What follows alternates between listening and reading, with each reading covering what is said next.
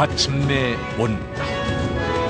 드라마 역사의 신화 김종학 PD와 송진아 작가, 그리고 배용진의 만남으로 화제를 몰고 온 드라마. 영화 못지않은 규모와 판타스틱한 영상으로 연일 그 기대감을 증폭시킨 드라마. 수천 년을 이어온 한민족의 역사를 부활시킬 MBC 특별기획 태왕사신기. 마침내 그 드라마가 온다. 여러분 안녕하십니까? 반갑습니다. 김용만입니다. 저는 말이죠, 지금 타임머신을 타고 과거에 와 있는 듯한 착각에 빠져 있습니다. 제가 서 있는 이곳은 말이죠, 옛 고구려의 도읍인 국내성을 그대로 재현한 제주도 오픈 세트장에 와 있습니다. 정말 대단하지 않습니까? 예? 이 편협한 제 두 눈으로 보기에도요, 너무나도 거대하고 화려하고 말 그대로 1500년 전의 고구려를 그대로 담고 있는 그런 모습입니다. 자, 이곳에 말이죠, 그동안 논란이 많았었던 이 드라마의 공식 포스터들이 쫙 걸려 있습니다. 태왕사신기. 자, 일단 말이죠, 이 제목 태왕사신기의 뜻을 좀 먼저 알아야 될 것 같아요. 예, 태왕사신기냐 태왕사신기냐 아니면 태왕사신기냐, 뭐 여러 가지 논란이 있습니다. 예, 그거를 따져보기에 앞서서요, 먼저 이 인물에 대해서 좀 알아보죠. 이 인물 정말 이제 늠름하고 잘생기지 않았습니까? 예, 그렇죠, 용사마. 용사마인 제가 봤을 때도 아주 훌륭한 인물입니다. 그렇지만 이 드라마에서요, 정말이지 중요한 역할을 맡았습니다. 바로 태왕입니다. 예, 태왕사신기의 태왕이 바로 이분이라 이거죠. 자, 그렇다면 여기서요, 태왕이란 과연 어떤 사람인가, 이걸 알아야겠습니다. 어떤 인물이며 과연 누구인지 지금부터 정체를 밝혀드리겠습니다. 드라마 태왕사신기의 주인공 태왕, 그는 과연 누구일까? 그 해답은 현재 중국 길림성에 위치한 우리 역사상 가장 거대한 비석, 이 안에 있다. 이 비석은 바로 우리가 역사 교과서에서 보았던 광개토 대왕비. 이 비석엔 광개토 대왕의 다소 긴 명칭이 쓰여 있는데, 그중 호태왕이라 하면 왕 중의 왕이란 의미를 담고 있다. 태왕, 그는 바로 민족사 최대의 영토를 확장한 고구려 19대 왕 광개토 대왕인 것이다.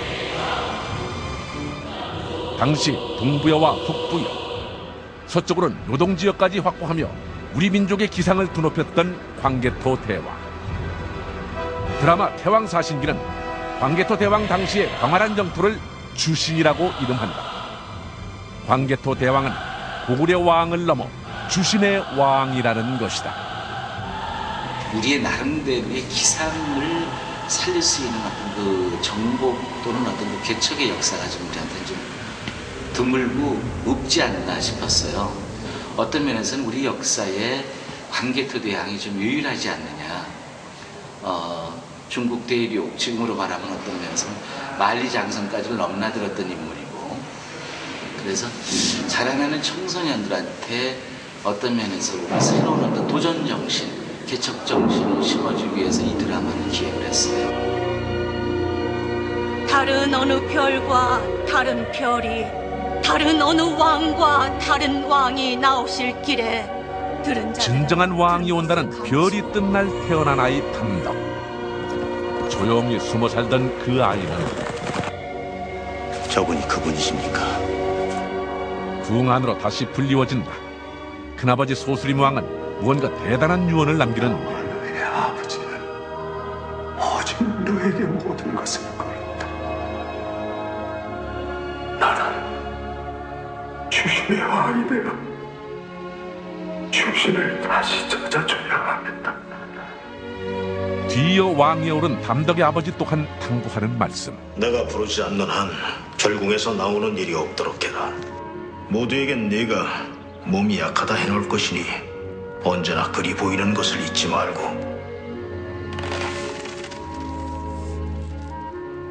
그렇다. 이 모든 건 고대 우리의 옛 영토, 즉 주신의 땅을 되찾아야 할 특별한 사명 때문이었다. 그런데 문제는 주신의 별이 뜨던 날 지금이어야지.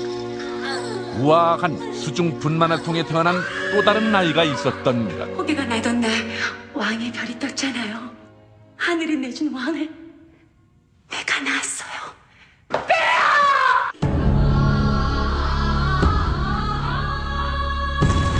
고구려 최고 귀족의 아들인 위풍당당 연호계와 어린 왕자 탐덕. 이들은 이렇듯 태생적으로 필생의 라이벌이었던 것이다. 보시면요.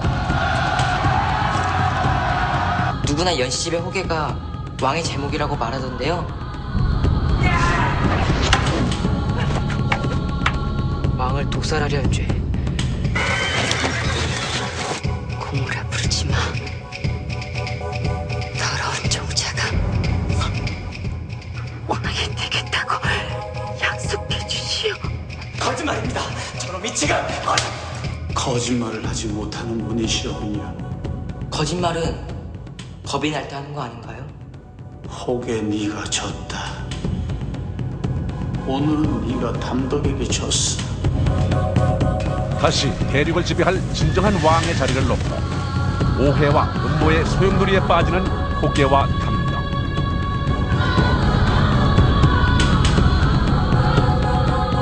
하지만 주신의 왕으로 추앙받으며 절정의 인기를 누리고 있던 건 호계였습니다. 주신 왕의 별이 빛나던가 태어나신 왕가의 핏줄은 담덕님이었습니다.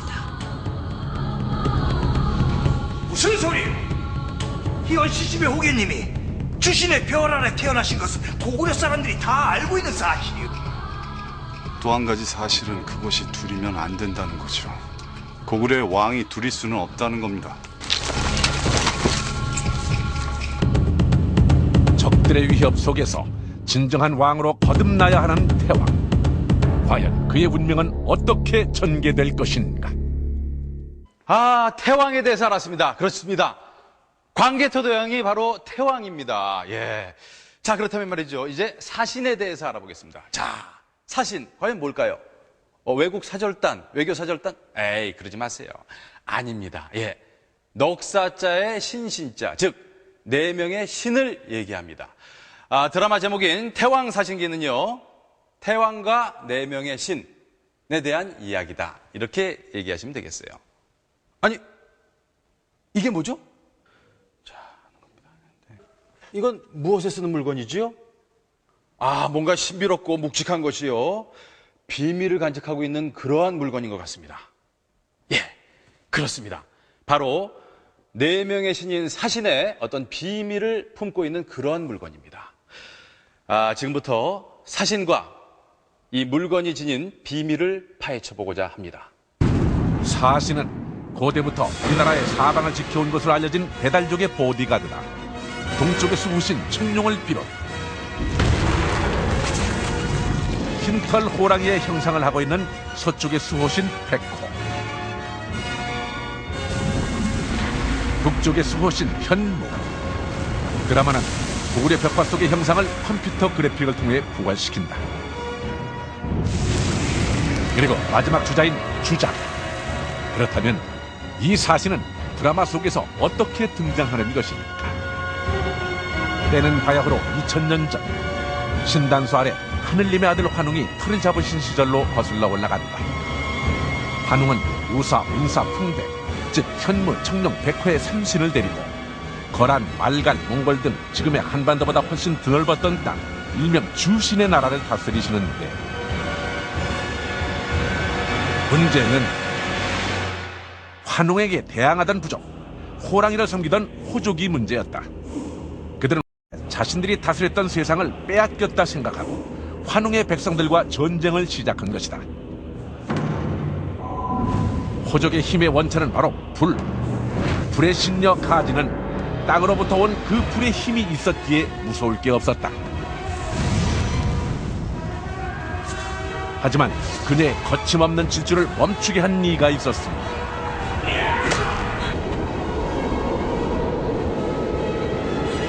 바로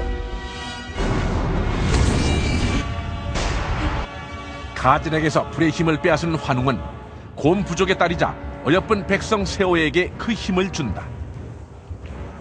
그대에게 주작의 심장을 내리니 남쪽의 땅과 백성을 지키고 다스려 주어요. 공부족의 계집이 환웅의 아이를 잉타했답니다. 그렇다. 환웅으로부터 목걸이를 선물 받은 세오는 둘을 다스리는 주작이란 감투에 그의 사랑까지 얻게 된 것. 아이를 지켜줘. 다시 주작의 힘을 뺏기 위해 세오를 공격하던 가지는 결국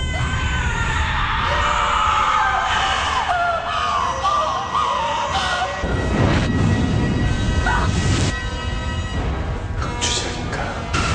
주체하기 힘든 분노로 인해 위험천만한 본성인 흑주작으로 폭발한 세오. 이에 대적할 자들은 운사, 무사, 바로 삼신이었다. 드라마 사상 최초로 전설적인 사신과 환웅의 신화를 결합한 이 드라마는 바로 이 지점에서 판타지를 극대화시키며 스펙터클한 영상을 선보이는 것이다. 나의 세호야.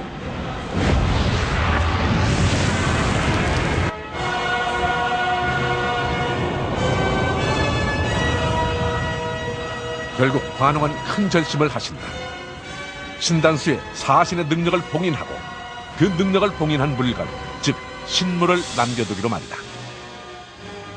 그리고 중대한 말씀을 남기신다. 언젠가 하늘이 다시 참된 임금을 보낼 것입니다. 그날 청룡, 백호, 현무, 주작의 신물도 깨어날 것입니다. 새 임금이 나는 날 그를 가리키는 별도 뜨게 될 것이니 기다리는 자들은 알 수 있을 것입니다.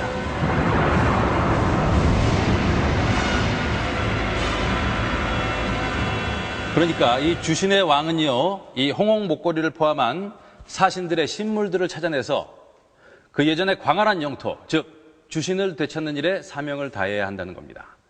다시 말해서 주신의 왕이 깨어나면 신물이 깨어나고 신물이 깨어나면 각각의 주인들이 자각을 해서 주신의 왕과 함께 광활한 대지를 되찾아야 한다는 것이지요. 아니, 시청자 여러분, 지금 누군가 지나가는 거 혹시 보셨습니까? 지금 이 홍옥 목걸이가 자체적으로 빛을 내고 있습니다. 예. 이거 이렇게 빛이 난다면 누군가가 이 근처에 있다는 얘기인데요. 바로 그 누군가는 주신의 왕입니다.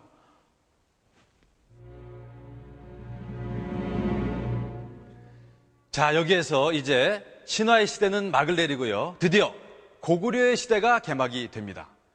신화 시대의 환웅님과 사신들이 2000년이 지난 후에 인간의 모습으로 환생을 하면서 드디어 흥미진진한 이야기가 펼쳐지게 되는 겁니다.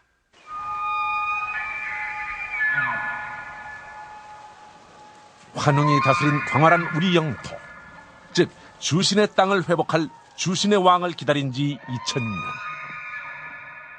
때는 고구려 17대 소수림 왕 시절. 오랫동안 잠들어 있던 사신의 신물들은 주신 왕의 탄생과 함께 깨어날 날만 기다리며 곳곳에 흩어져 있었다. 그리고 그날만을 기다린 이들이 있었다. 먼저 깊은 산속의 거물촌. 우리 거물촌의 제자들은 지난 2000년간 현무의 뜻을 받들어 주신왕을 기다려왔습니다. 현무의 신물인 지팡이를 대대로 보관했던 그들은 주신 왕을 도와 신물을 찾을 임무를 지닌 자들이었다. 시위대 촌장님을 맞이합니다. 하지만 신물이 깨어나길 기다린 어둠의 자식들도 있었으니 호랑이족의 후예인 일명 화천회. 그들은 하늘의 힘인 신물을 이용해 주신을 자기네 땅이라고 우길 못된 야욕을 품고 있었던 것이다. 그렇다면 나머지 신물의 행방이 궁금한데 여기는 백제 땅의 해씨 집안. 갓난아기와 5살 터울의 자매를 둔 해씨 부인은 주작의 신물을 보관하던 중 그것을 언니인 기하에게 넘겨준다.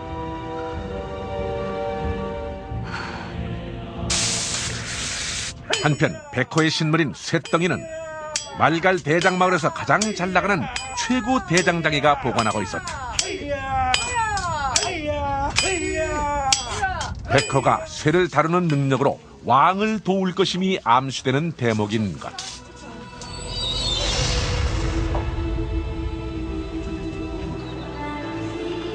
마지막으로 청룡의 신물은 백제 진성의 성주가 잘 모시고 있었다. 훌륭하다. 아주 훌륭해. 선생이 훌륭해서 네가 이긴 것이야.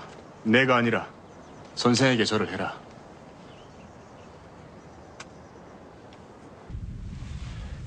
그가 어린 아들 철호에게 전격 공개하는 청룡의 신물은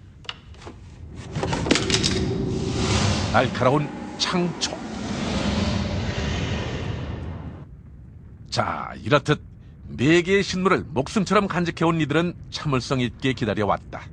오직 그날만, 그분이 오시기만을 말이다. 그분은 바로 주신의 별이 뜬 날 태어날 주신의 왕.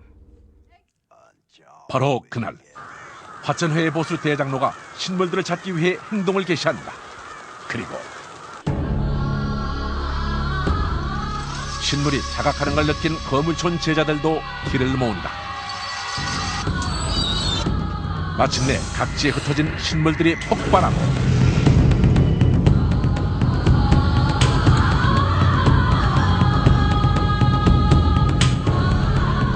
배달족의 후예 거물촌 제자들과 배달족의 천적 화천회 무리들은 신물 찾기 대쟁탈전을 벌이는 것이다. 내 아들의 심정을 그대에게 마치니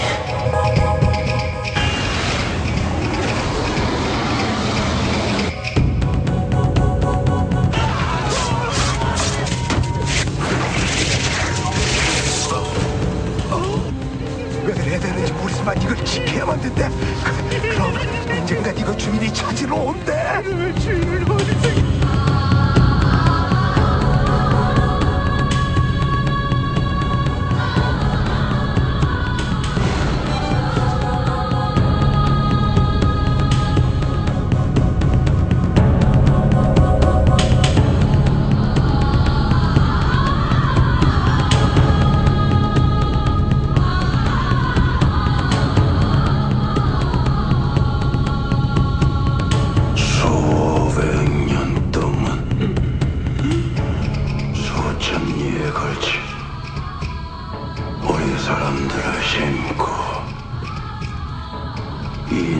기다려왔다.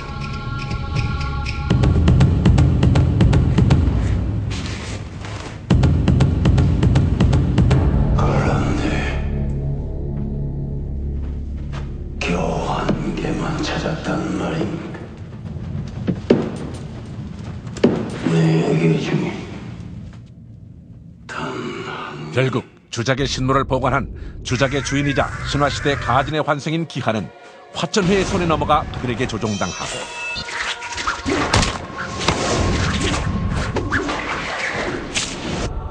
신당의 사제로 궁에 들어간다. 연가의 혹에 주신의 별 아래 왕의 피를 이어받은 자는 현재 그 아이가 유일합니다. 잘 살펴보세요. 다친 데 없어요?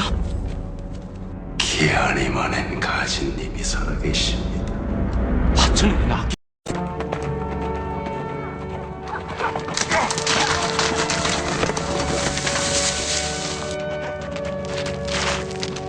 잊지 마십시오. 주작의 심장을 지키는 자가 주신의 왕께 인사드립니다. 호기님의 칼에 대자 담덕의 피를 직접 묻히고 싶다 하셨지요. 대자 담덕은 내일 아침 때는 해를 보지 못할 겁니다. 결국 호계를 주신의 왕으로 착각한 대장로의 계략에 따라 담덕의 적이 되는 기한.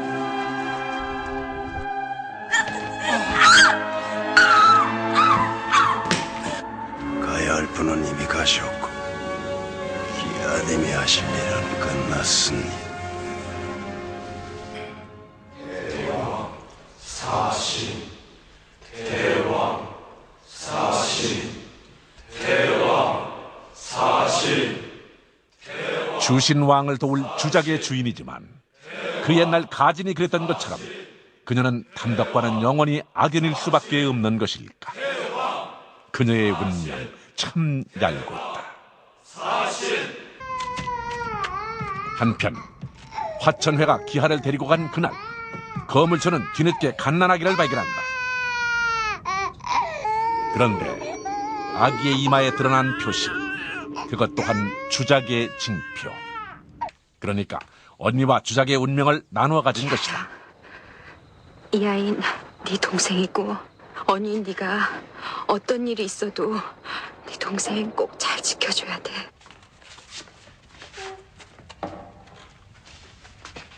잘 먹느냐? 네. 이름을 지어줘야 할 텐데. 수진이! 수진이야! 10살 소녀로 자란 수진이. 그녀는 주작의 또 다른 주인이자 신화시대 세호의 환생인 것. 내가 누구냐? 누구시더라? 이 똥기저귀 빨아가면서 널 키워준 사부님이시다. 하늘의 별자리로 땅의 길을 봐. 왜 이래? 거물촌에서 현고를 삽으로 모시며 선머슴처럼 자란 수진이. 그러던 어느 날 어쩌다 마주치게 된 잃어버린 친언니 기하. 참 달라도 너무 다른 운명. 그보다 달라도 너무 다른 성격. 이름도 알아와야 돼요? 그럼! 몰라! 아줌마! 뭐? 언니!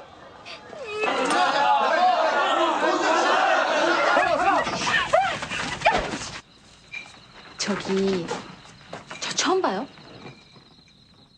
예비선수 덕유와 수지입니다.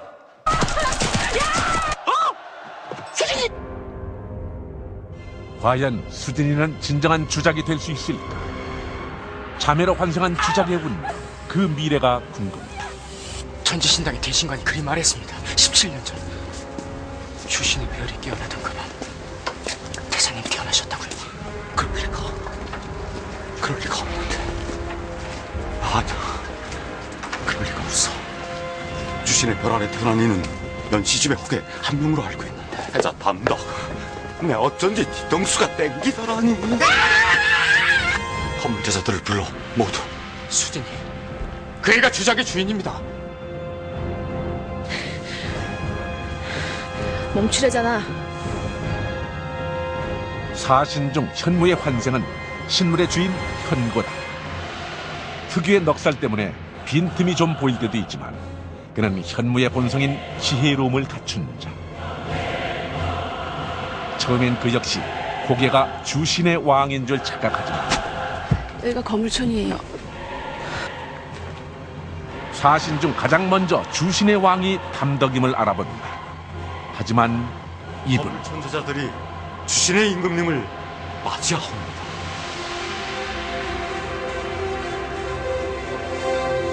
하루빨리 나머지 신물을 찾아 그 봉인된 힘을 풀어 주신의 땅을 되찾을 역사적 사명을 띠고 이 땅에 태어나셨건만 자신이 주신의 왕이라는 자각도 하다못해 한 나라의 왕이 되고 싶다는 소박한 야망도 없는 담덕.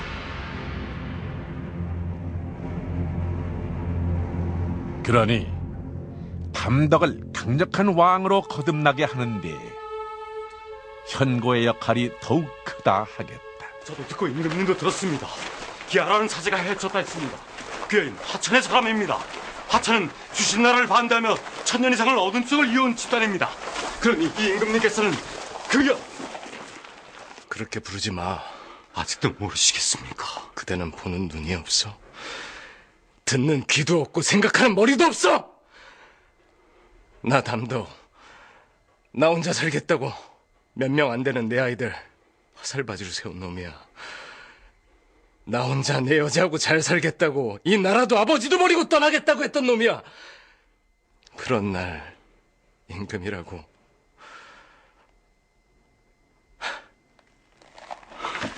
가서 딴 놈 찾아봐. 그대들처럼 적당히 미친 놈으로 골라보라고.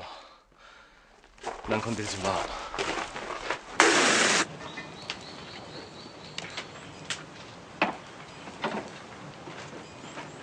이 도끼가 아가 네 거라고. 도로 갖고 가거라. 저 도끼가 고아하니 범상치가 않아. 내가 제대로 손봐주면은 사람 여럿 잡을 물건이야. 저렇게 어린아가가 함부로 들고 다니면 곤란하지.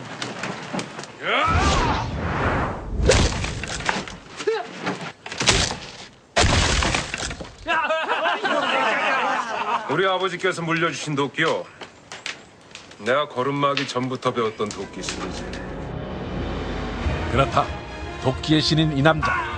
지금은 망하고만 말갈족 출신의 용병 주무치다. 눈치챈 분은 챘겠지만 그는 쇠를 부리는 능력을 지닌 백호의 환생. 백호의 본성대로 용맹하면서도 다혈질적인 그는 돈 냄새가 나는 곳이면 어디든 간다. 자신이 백호의 환생인 줄은 꿈에도 모르는 주무치. 그는 언제 어떻게 주신의 왕을 돕는 데 이 엄청난 기운을 쓰게 될까?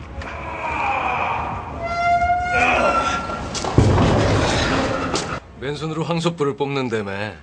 도끼술은 사방 천리 안에 당해낼 자가 없고. 씨름 관둡시다.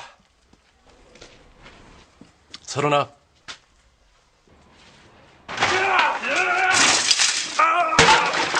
임금님, 지금 우릴 외상으로 사시겠다는 얘기요?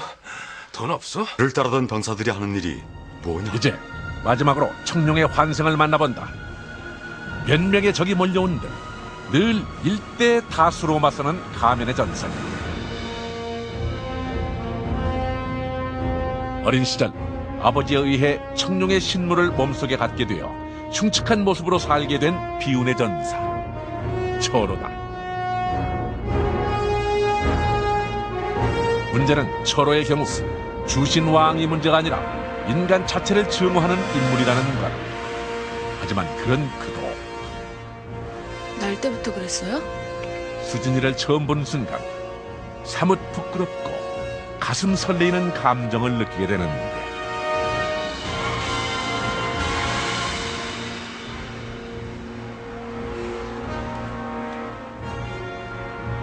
자, 그는 어떤 계기로 자신의 임무를 자각하게 될까? 결국 담덕을 돕기는 하는 걸까?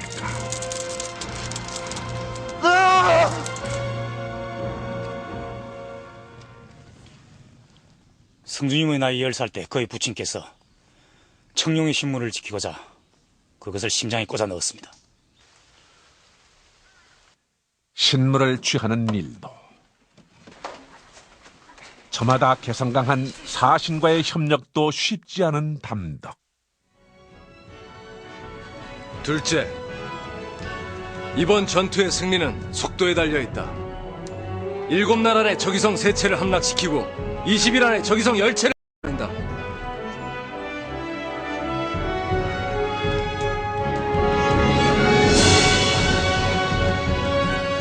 그리고 마지막 셋째, 죽지 마라. 목숨을 버리고 싸우는 놈은 필요 없다. 어떻게든 살아서 끝까지 내 옆에 있어. 그것이 너희들 왕의 명령이다.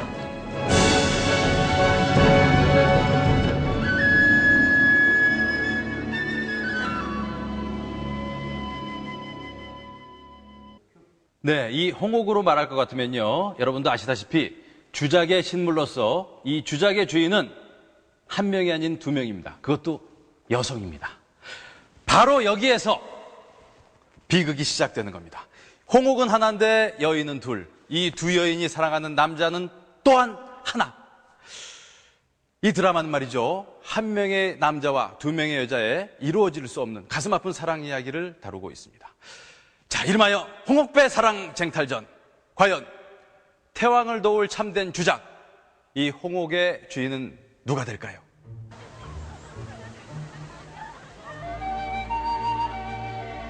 먼저 기하와 담덕. 이 둘의 사랑은 누구보다 외로웠던 어린 시절부터 틈틈이 싹 텄다.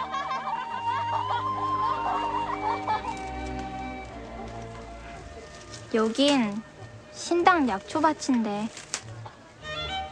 신당 사람이 아니면 오면 안 되는데.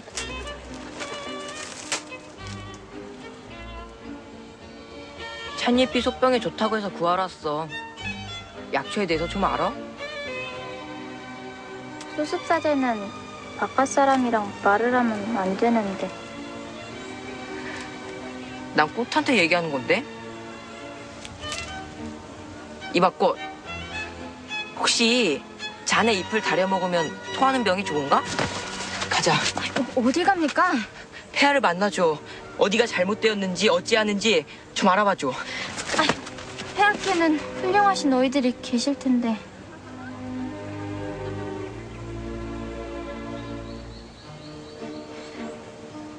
여기 국내성 임금님 옆에 누굴 믿을 수 있는지 모르겠어. 넌 믿어도 되겠지? 믿을래. 그러니까 도와줘.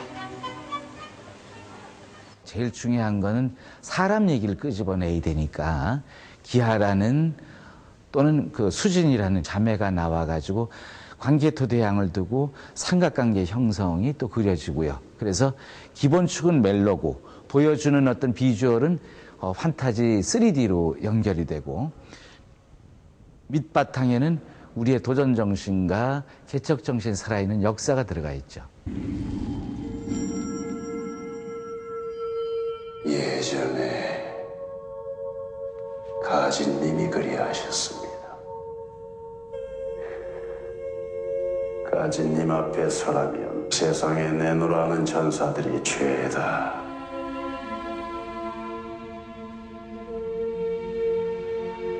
무릎을 꿇었었지.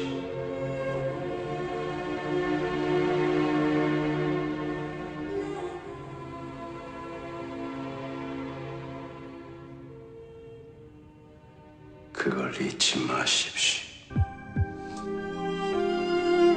주신 땅을 지배하기 위해 자신이 주신의 왕이라 믿는 자를 이용하려는 대장로. 그러니까 기하의 임무는 호계의 마음을 얻는 것이었다. 하지만 그녀의 눈길은 자꾸 담덕에게 머물렀다.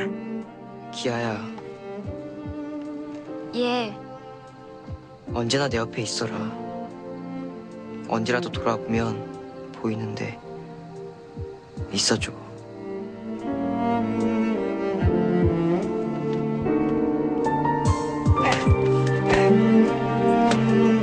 전 그냥 왕자님이 더 세지고 더 날래졌으면 좋겠습니다.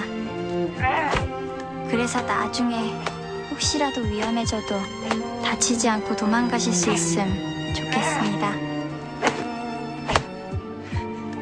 유약해 보이는 담덕을 늘 마음속으로 응원했고 그의 바람대로 항상 그의 옆에서 조용히 힘이 돼주었던 기하. 주신의 왕이란 정체성 때문에 남의 눈에 띄지 않아야 했던 외로운 담덕에게 그녀는 속 깊은 이성 친구이자 소중한 첫사랑이었다. 하지만 그 따뜻한 우정도 애틋한 사랑도 영원할 순 없었다. 얘네들 어찌감지? 친동생이자 조작의 운명을 나누어 타고난 연적 수진이 그가 자꾸 웃는다.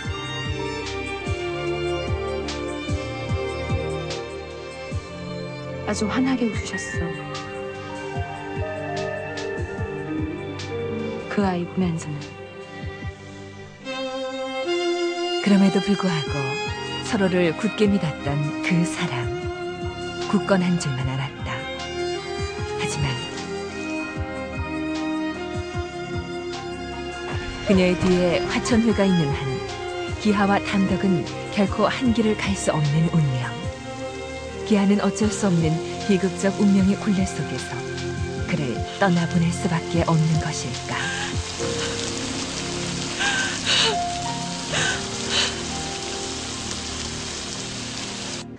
담덕이라는 인물과는 어려서부터 서로 친구처럼 연인처럼 뭐 의지하는, 그리고 마음의 버시자, 늘 그리운 그런 사이였죠. 근데 커가면서 성인이 되어서 담덕의 그 왕이 되어야 하는, 또는 왕이 될 수 없는 그런 상황들과 운명들 때문에 서로 아파하고 도움을 주려 하지만 끝내 오해받고 또 서로 오해하게 되고 이러면서 사랑하지만 적이 될 수밖에 없는.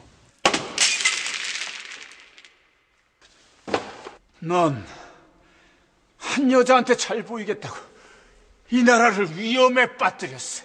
나는 내 식대로 당당하게 왕이 될 겁니다. 그러니까 아우진! 그런데 사랑이 안타까운 건 호계도 마찬가지. 단 한 번도 자신을 돌아본 적 없는, 그것도 자신의 라이벌 담덕을 사랑하는 기하를 멀리서 그저 바라볼 수밖에 없는 것. 대망의 주신 왕의 자리도, 사랑하는 이의 마음도 제 것일 수 없는 호계는 이래저래 담덕과 계속 엇나갈 수밖에 없는 운명인 것이다. 기아라는 문소리 씨하고의 어떤 문소리 씨에 대한 짝사랑이 굉장히 많이 나타나고요. 그 여자에 대한 연민, 어떤 그런 걸로 인해서 배용준 씨와 대립을 이루게 되는, 그리고 또 아버지의 욕망, 그리고 어머니의 죽음, 뭐 이런 것 때문에 굉장히 순수하고 착한 사람이었지만 사랑 때문에 조금씩은 변해가고 아버지의 욕심, 부모님의 욕심 때문에 조금씩 변해가게 되는.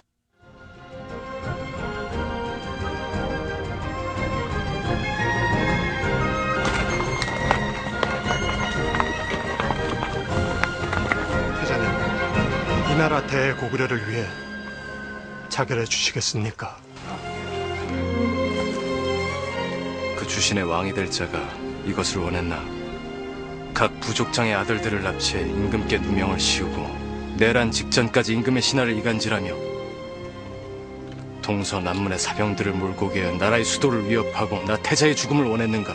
직접 대답해도 되겠습니까?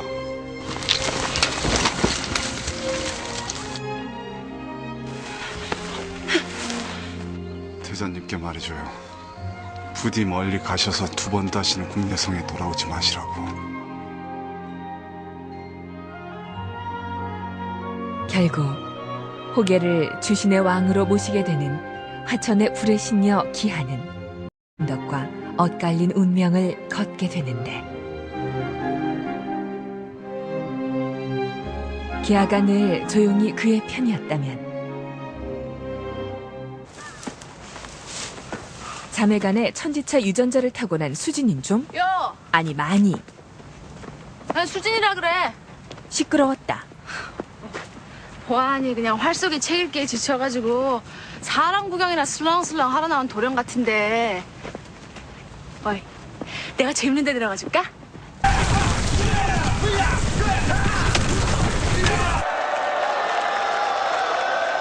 오늘 밤 국내산 계집들 잠 다 잤네.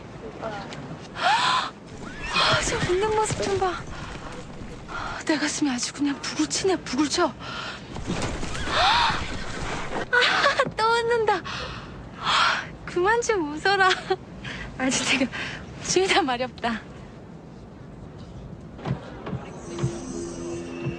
주신의 왕과 주작의 주인이 함께 있을 때 빛을 발하는 홍옥 목걸이. 대장로가 계속 그 빛이 호계 때문이라 착각하는 가운데 자신이 주작의 주인인 줄도 모르고 담덕이 이 나라 왕자인 줄도 모르는 수진인 계속 말이 짧았다. 잘해봐. 어이. 어이? 야, 국내성의 의리가 아주 똥구덩이에 처박혔네. 세상에 어찌 달라고 이러나. 그렇게 심하게 반했어? 뭐? 아니, 사내한테 아무리 반해도 계집애 체면이라는 게 있지. 하루 종일 쫓아다녀? 아, 그 소원이야? 해줘? 이리 와, 이리 와.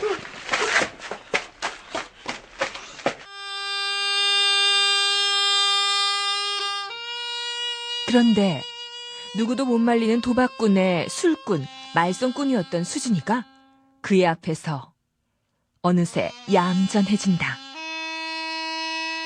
그리고 자꾸 hul끗거리며 그를 보게 된다.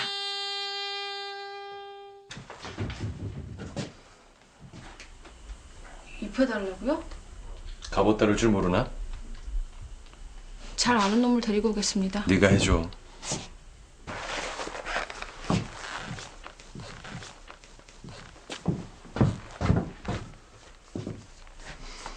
내 옆에 얌전히 붙어있는 게 어때?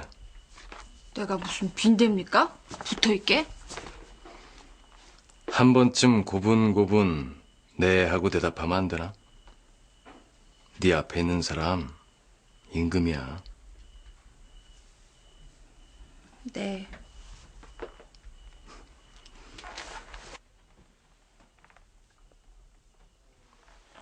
돌아가신 우리 어머니가 남기신 거야.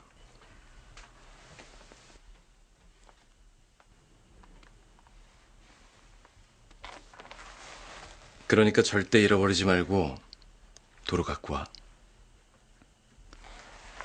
쓸데없이 끼어들지 말고 나대지 말고 무사히 가져오는 거야.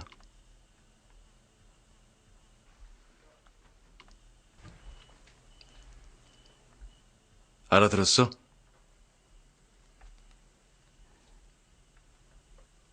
네.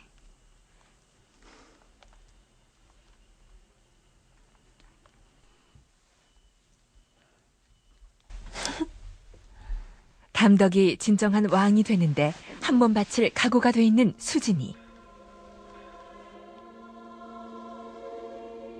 그런데 담덕이 깊이 사랑하는 여인이 따로 있었으니 이 장대한 서사극 속에서 이들의 엇갈린 사랑은 우리를 진정 가슴 아프게 울리고야 말 것이다. 대한민국의 자존심이라고 할 만한 배우들과 새로운 인물들과의 조화, 태양사신기를 기대케 하는 또 다른 이유이기도 합니다. 자, 여기에서요, 이 홍옥을 좀 유심히 살펴볼 필요가 있겠습니다. 운명적인 사랑의 의미와 함께 강력한 힘을 지니고 있는 이 홍옥. 드라마에는요, 이렇듯 중요한 의미를 담은 작은 소품에서부터 미술 그리고 세트 등등에 많은 분들의 땀과 노력이 배어 있습니다. 자, 만 3년여 동안 함께 동고동락을 했던 태왕사신기, 그 무엇보다도 함께 공동 운명체가 되어서 혼신의 열정을 다 드라마에 쏟아 부었다고 합니다. 베일에 쌓였던 거대한 이 드라마의 일대기, 여러분들 궁금해하실 겁니다. 지금부터 그 파란만장하고 흥미진진한 이야기 속으로 들어가 보겠습니다. 오직 이 한 편의 드라마를 완성하기 위해 길고 긴 여정을 묵묵히 질주해온 수많은 스태프과 배우들. 광대한 영토의 지배자 광개토 대왕을 주인공으로 한 이 작품은 전 세계인이 공감할 수 있는 공통의 언어로서 판타지를 과감히 접목시켰다. 왕 중의 왕, 태왕. 우리가 오랫동안 잊어왔던 그를 드라마에 귀환시키며 다시 한번 대륙의 주인이 되는 역사, 그 의미를 되짚어보고 싶은 욕심. 그것이 이 드라마를 남다르게 만든 힘이자 이들이 열정을 바친 가치이다. 광개토 대왕이라는 나름대로는 국민들 머릿속에 어느 정도 인식이 되어 있는 인물이기 때문에 그 인물의 어떤 이 동작이나 이 대사 한마디도 굉장히 조심스러울 수밖에 없는 지점도 있고, 또 그 조심스럽다 보면 또 이 캐릭터가 재미가 없고 그냥 뭐 다큐멘터리 같은 느낌이 올까, 또 이것도 재미를 만들어내는 방법은 뭘까, 그러다 보니까 지금도 고민하고 있고 지금도 굉장히 고통스러운 작업이 연결은 되어 있어. 시작한 지는 2004년도 3, 4월에 출발을 했고, 지난 2006년 제주도 세트장에서 첫 촬영에 들어간 드라마 태왕사신기는 태왕의 이야기를 그리는 만큼 그 규모도 컸고 내용면에서 많은 공을 들였다. 제주도 묘산봉 6만 6천여 평방미터의 부지에 하나하나 드라마의 터를 완성해간 이 드라마는 거대한 제작비를 들여 고구려 옛 도읍인 국내성의 웅장한 모습을 재현해냈다. 역사적 고증과 판타지가 주는 상상력을 동원해 그야말로 1600년 전 고구려의 화려한 전성기를 눈앞에 펼쳐놓은 것이다. 우리 태왕사진기 컨셉에서는 가장 어떤 로망이라나 우리 국가가 가장 부흥했다는 로망을 설명하다 보니까 어떤 희망 이런 거 국가 권력이 가장 팽배했을 때가 고구려였지 않았나는 것 중에 하나가 건축군 하나 보더라도 그런 로망을 보여주는 표현이죠. 제주도뿐 아니라 전국 팔도를 누빈 제작진은 중앙아시아의 평원 키르기즈스탄까지 진출하게 되는데 올라가가지고 말들이 반대 방향으로 가는 걸 찍을 거야. 이 드라마가 광개토 대왕을 다룬다는 이유로 중국이 촬영을 불허하자 택한 차선의 선택이었다.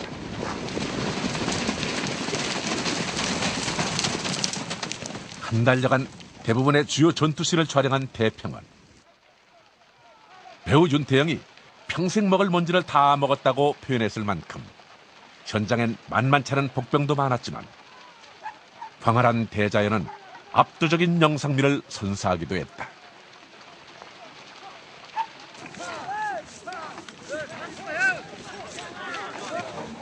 Atmayın çok dışarıdan geldiler bile. 키르기즈스탄 아주 키르기즈스탄 아주 좋은 곳인 것 같아요. 아주 태양 뜨겁고 힘들고 물도 안 나오고 좋아. 너무 좋은 곳인 것 같아요. 그리고 저 시내 나가려면 한 7시간 걸리고 아주 좋아요.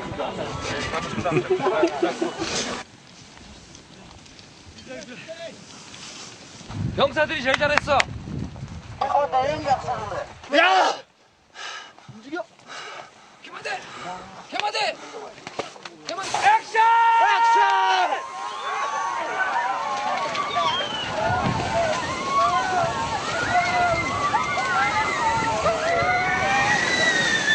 근데 여기서 찍은 거는 우리 프로그램에 되게 많은 도움이 될 것 같아요. 그림도 좋고 환경도 좋고 감독님이 원하시는 환경도 많고 네, 하여튼 아무튼 도움이 많이 될 것 같습니다.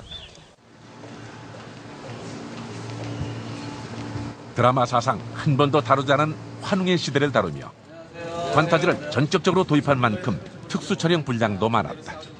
땅을 다스린다고? 그거는 땅을 다스린다고까지는 지금 이걸로 가고.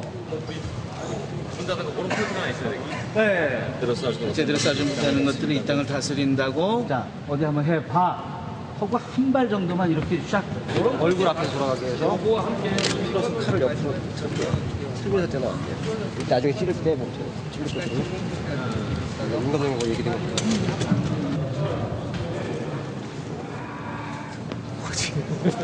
이렇게 가야 돼. 이렇게 가야지. 그렇죠?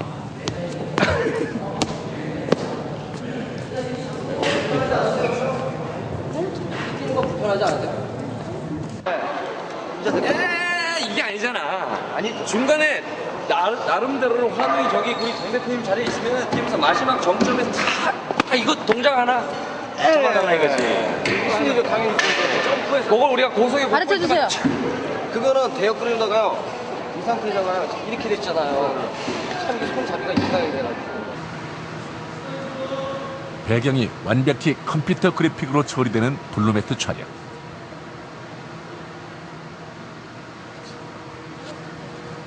배영준은 이렇듯 가끔 쑥스러운 미소를 짓기도 했다. 액션! 액션!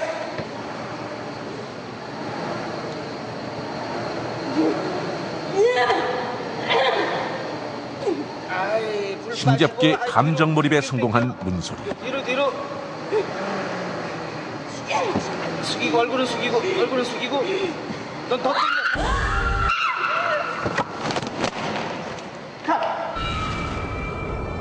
완성된 장면도 훌륭하다. 수고했어.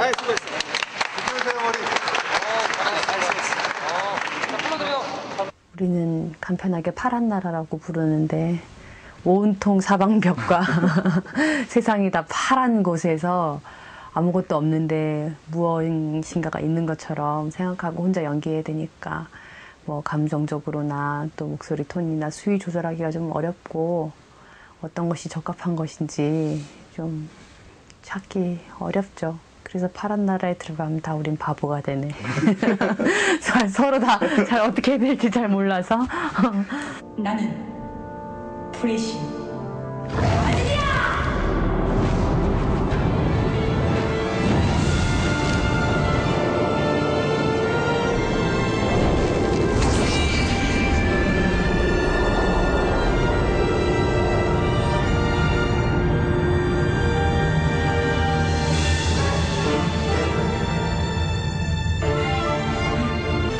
이때까지 한국에서 영화나 뭐 드라마를 다 포함해서 가장 많은 VFX가 사용되는 작품이 될 것 같아요. 이때까지 TV 드라마에서 보지 못했던 되게 괜찮은 비주얼이 가능할 것 같아요. 거기에 이제 저희가 일조를 해야 되는 임무를 담당하고 있고요. 또 영화 전체, 그러니까 작품 전체를 다 나중에 디지털 인터미디어트 작업을 할 거예요. 디지털 색보정 작업을 할 건데 그때 이제 조금 더 그 필름룩에 가까운 이미지를 구현할 계획이 있습니다. 그렇다면 이제 많은 차이점이 있을 수 있을 것 같아요. 기존 드라마하고. 모두 우리나라의 기술로 완성한 완성도 높은 컴퓨터 그래픽은 전설 속의 사신이 등장하고 그들의 능력이 발현되는 등의 장면에서 필연적으로 다양하게 등장했다.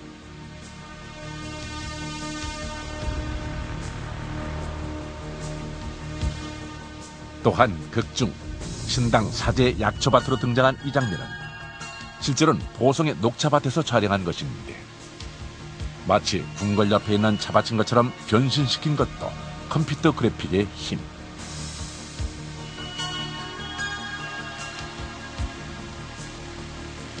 그리고 드라마 곳곳에서 33,000여 평방미터의 세트를 1000배 만배로 넓게 보이게 하는 효과 또한 그래픽의 놀라운 마법이다.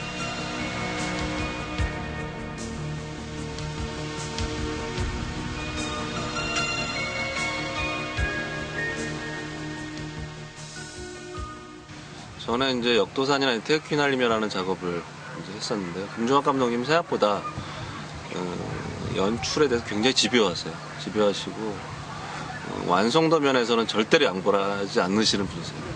특히 이런 시각화 부분이 굉장히 크고 중요하기 때문에 그거에 대해서는 한치도 양보가 없으십니다. 그래서 앞으로 점점 치열한 작업이 많이 될 것 같고요. 특히 이제 김 감독님하고의 긍정적인 시각효과적인 싸움이 작품이 최종적으로 완성될 때까지는 끊임없이 될 거라고 생각되고.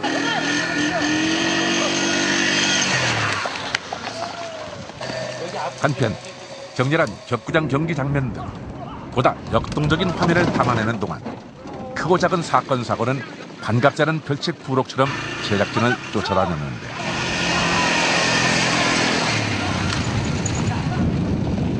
오토바이와 수납차가 말과 함께 달린 촬영, 그리고 계속 배우들을 괴롭힌 낙마 사고. 이렇게 이들은 때론 많이 아팠고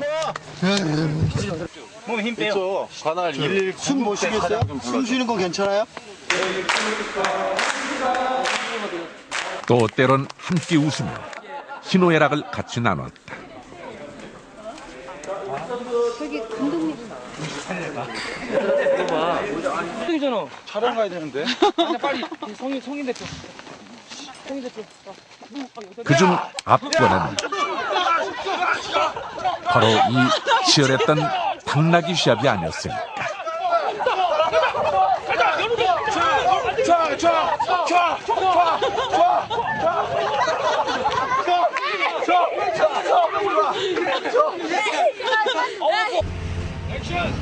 이봐.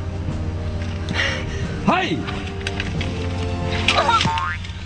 야, 싱크로나이즈구나. 촬영 영상 자체들이 너무나도 스케일이 크고 그런 화면 볼 때면 정말 뭐 뿌듯하기도 하고.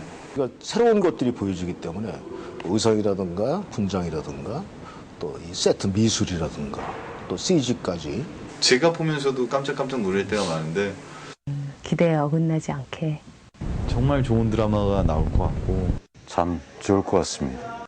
조금만 더 기다려 주시길. 기대를 해 주십시오. 자, 이처럼 드라마 태왕사신기는요, 만 3년 6개월이라는 시간 동안 거침없이 앞만 보고 달렸습니다.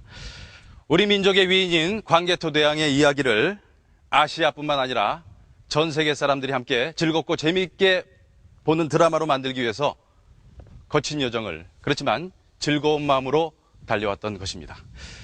자, 무엇보다도 그 옛날 중국과 함께 어깨를 나란히 하며 천하를 호령했던 나라 고구려. 그 고구려의 왕으로서 우리 민족의 유일한 정복왕이었던 태왕 광개토. 자, 이 광개토 대왕이요, 산과 강을 넘어서 그 드넓은 평야에서 천하를 호령했던 모습을 상상해 보십시오. 정말 가슴 뿌듯하지 않습니까? 자, 그동안 교과서에만 있던 위인을 전격적으로 부활시킨 드라마 태왕사신기. 자, 이 드라마 또한 2007년 9월 11일 바로 내일 저녁입니다. 또 다른 천하를 향해서 가슴 뛰는 출발점에 서게 됩니다. 자, 이제 마지막으로 남겨진 이야기를 전하려 합니다.